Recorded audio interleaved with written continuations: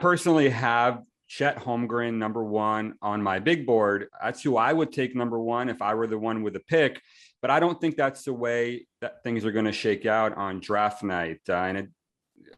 Being at the NBA Combine, going to all these pro days, just being around, all the GMs, coaches, decision makers involved in that pick, it really feels like Jabari Smith is the guy that Orlando is locked in right now. I've spoken with them. They say that they are going to go through a process here. They're going to bring in Smith, Holmgren, and Paolo Banchero to their gyms, get to know them better as people. I'm not sure how much basketball activity they'll be able to do with them, but I think they're definitely, considering the merits of all of them, and they want to make sure that they go through a long process to make sure that they end up with the right choice. Ultimately, I think Jabari is the one that they take. They were one of the worst three-point shooting teams in the NBA last year. Jonathan Isaac hasn't stepped foot on an NBA floor in 2 years. I think they really like Wendell Carter, and I think they want to see what he can do with more floor spacing. There's some question marks about, him and Holmgren together, and probably Jabari, at the four, with the lack of shooting they have is maybe a better fit positionally. And I'm not sure what this counts for, but I've also been told that their head coach, Jamal Mosley, is also a huge fan of Jabari. So I think that's the direction they go in. And, there's a lot of merits there. Jabari Smith, just turned 19 years old. He's the best shooter in this draft. He plays with incredible intensity. He's a great fit. I mean, people rave about his work ethic, his character. So a lot to be said for Jabari Smith as at number one. I think it's interesting because in some ways, Jabari is kind of playing against type for Orlando.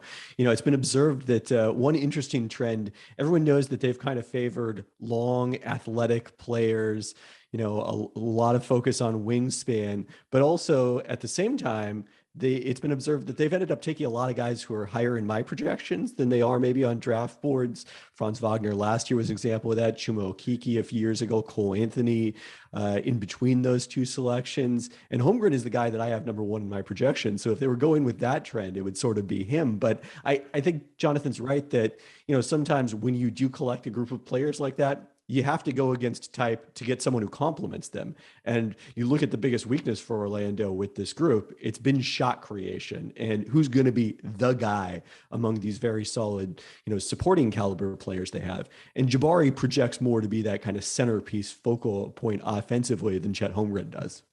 So, well, and I think too, I'm sorry, George, I think it's interesting too, as far as how much separation there is from the two, from these two players here, as far as I think if Smith or Holmgren, there was, this generational type talent where, it's a no brainer, no matter where fit is going to be, then you take the player and then you kind of worry about moving Wendell Carter, or maybe you do something like that down the road here. And I think for me, I think I would probably be leaning more towards Chet Holmgren, just because I think you can play him now. I think the upside is there. But I certainly understand as far as for a player like Jabari Smith, based on where they are from a lack of shooting. And certainly, as Jonathan said, the desire to kind of pair him up with a player like Wendell Carter.